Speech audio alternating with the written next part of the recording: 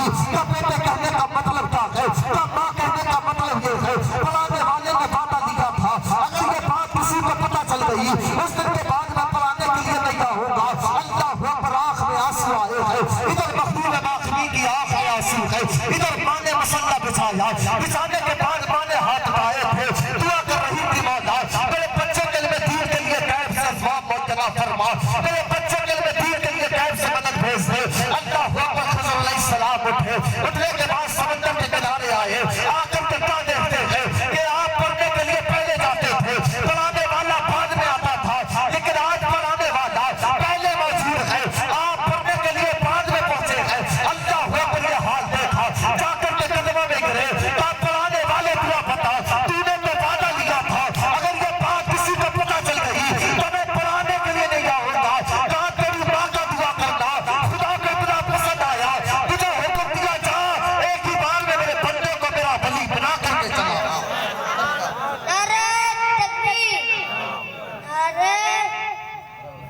نعرہ تکبیر، نعرہ رسالت، نعرہ غوث، مسلک اعلی حضرت دمدار حضرت ولی ثانیہ صاحب قبلہ، نعرہ تکبیر، نعرہ رسالت، زندہ باد۔ آرے بول دیں یا رسول اللہ، یہ دین کی برکتیں ہوتی ہیں، کہ ماں باپ کی دعائیں ہوتی ہیں، بچے اللہ کے ولی بن جاتے ہیں۔ تو اللہ کا ولی بننے کی کوشش کریں گے، تب ہوگا جب ہماری زندگی آقا علیہ السلام کے طریقوں سے گزرے گی، جب ہماری زندگی نبی کونین کی زندگی کو فالو کرتے ہوئے گزرے گی۔ لیکن حالات جوان تیری سوچ پہ آتے ہیں، حالات جوان تجھے دیکھ کے ہوتا ہے۔ اللہ نے قرآن میں فرمایا لَقَدْ كَانَ لَكُمْ فِي رَسُولِ اللَّهِ أُسْوَةٌ حَسَنَةٌ، لوگوں میرے رسول کی زندگی تمہارے لیے بہترین نمونہ عمل ہے، بہترین نمونہ ہے۔ ہونا یہ چاہیے تھا کہ آقا علیہ السلام کی زندگی کو ہم فالو کرتے، نبی کونین کی زندگی کو فالو کرتے، کہ آقا علیہ السلام کا اٹھنا کیسا ہے، آقا علیہ السلام کا بیٹھنا کیسا ہے، میرے نبی پاک علیہ السلام کھانا کیسے کھاتے ہیں، آقا علیہ السلام پانی کیسے پیتے ہیں، نبی کونین لباس کیسا پہنتے ہیں۔ لیکن آج دور کے حالات دیکھ کر کے رونا آتا ہے۔ ہاں سائی جوانوں کا حال یہ ہے، ہمیں آقا علیہ السلام کی زندگی کو فالو کرنے کا حکم ہوا تھا، اللہ نے فرمایا میرے رسول کی زندگی تمہارے لیے بہترین نمونہ ہے، لیکن تم نے اپنے حالات کیا بنا لیے۔ جوانوں میں تم سے مخاطب ہو کر کے عرض کر رہا ہوں، میری تقریر اکثر لوگوں کو بیزار کرتی ہے، حقیقت صرف اتنی ہے بولتا وہ ہوں جو دل پہ گزرتی ہے۔ آئینہ خود دکھاؤں گا داغ چہرے کے، جسے برا لگوں وہ سامنے سے ہٹ جائے، لیکن حالات کا مسلمان تیرے سوچ پہ آتے ہیں۔ زندگی آقا علیہ السلام کی فالو کرنا تھی، لیکن آج ہم نے دنیا دار کی زندگی کو فالو کیا ہے، آج یہود نصارہ کی زندگی کو فالو کیا ہے۔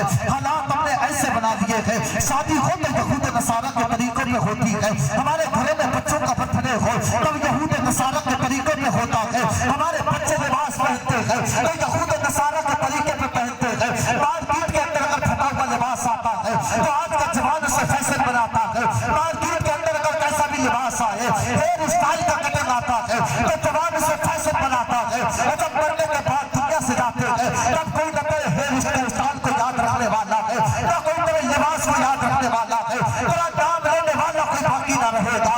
اگر تو نے اپنی زندگی دنیا دار کے طریقے پہ نہیں، آمنہ کے لال کے طریقے پہ گزاری، جب تیرا جنازہ تیری بستی کی گلیوں سے گزرے گا تو زمانہ کہے گا یہ کسی دنیا دار کا جنازہ نہیں، مصطفیٰ کے وفادار کا جنازہ ہے۔ زندہ باد، وقت ہے سدھر جاؤ، حالات اپنے سدھارنے کی کوشش کرو، بڑے غلط حالات ہو چکے ہیں۔ ماحول دیکھیں آپ، ماحول دیکھ کر رونا آتا ہے۔ تعلیم و ترقی میں پیچھے ہے یہ قوم جس کا آغاز اسی طرح سے ہوا تھا۔ انگریزی اتنی پڑھی کہ وقت آنے پر انگریز بھی آ جائیں تو انگلش گرامر ہم انگریزوں کو پڑھا دیں گے، لیکن قرآن اتنا نہیں پڑھا۔ باپ کا انتقال ہو جائے تو بیٹا سامنے بیٹھ کے قرآن پڑھتے ہیں۔ اس قوم کے حالات ہیں، مسجد سے امام صاحب بلائے جاتے ہیں، یاد تک تیرا باپ نے اتنی محنت و مشقت سے تیری پرورش کی، تم یاد کر بچپن کا زمانہ، وہ بات کو رات میں سناتے نے 2:30 بجے تیری طبیعت خراب ہوئی، تجھے لے کر کے دوڑا، پوری دنیا سو رہی تھی، تیرے باپ کو چین و سکون کی نیند تک میسر نہ ہوئی۔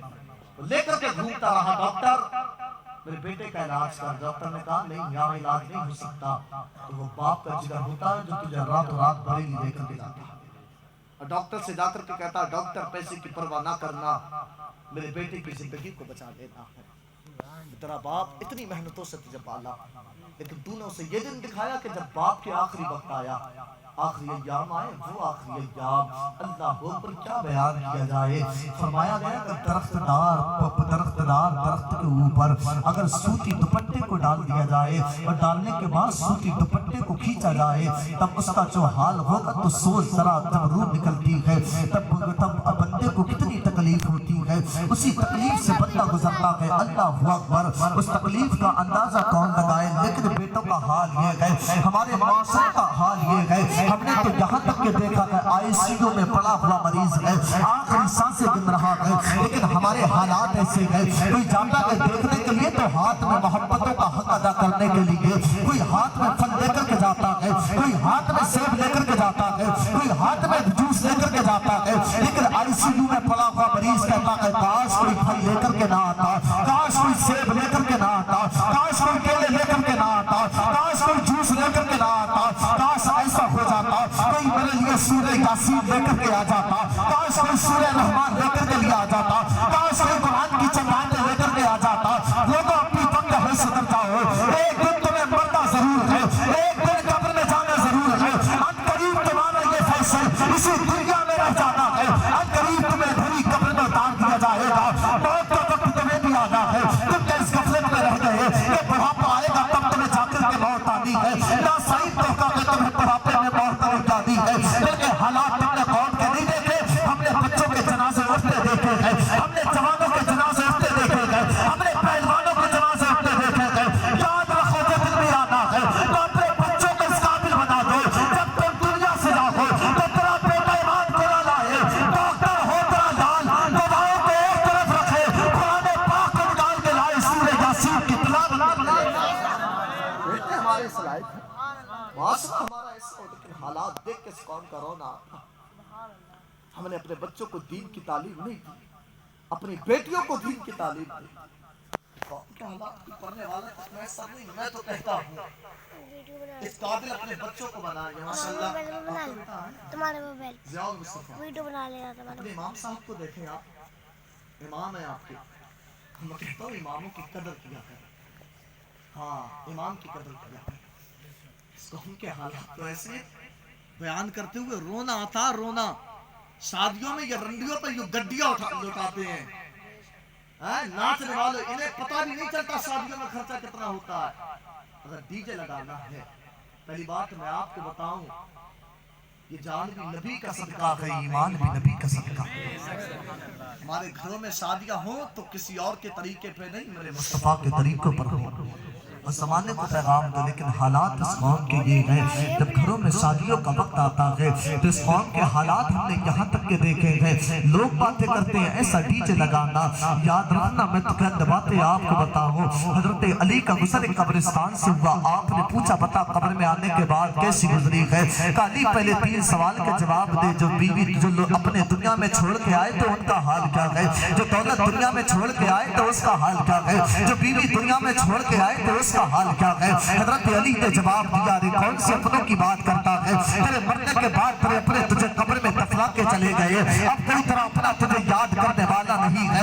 याद रखना तुझे लोग 10वें में याद करेंगे, लोग तुझे 20वें में याद करेंगे, लोग तुझे 40वें में याद करेंगे, उसके बाद तुझे कोई याद करने वाला नहीं है। सालों साल तेरा नंबर आने लगेगा और कौन से तू अपनों की बात करता है। यार अपनों का हालात हमने ये देखे हैं, हमने दोस्तों के जनाजे में दोस्तों का हाल ये देखा है। सबसे पीछे जनाजे में अगर नजर कोई आता है तो साहिब तेरे दोस्त आते हैं, मरने के बाद किसी दोस्त को हमने ना देखा जो तेरी कब्र पे जाकर के कुरान पाक पढ़ दे, जो तेरी कब्र पे जाकर के साले सवाब कर दे। कोई तुझे दुनिया में याद करने वाला ना होगा, लेकिन कौन के हालात देखे, जब शादियों का मौका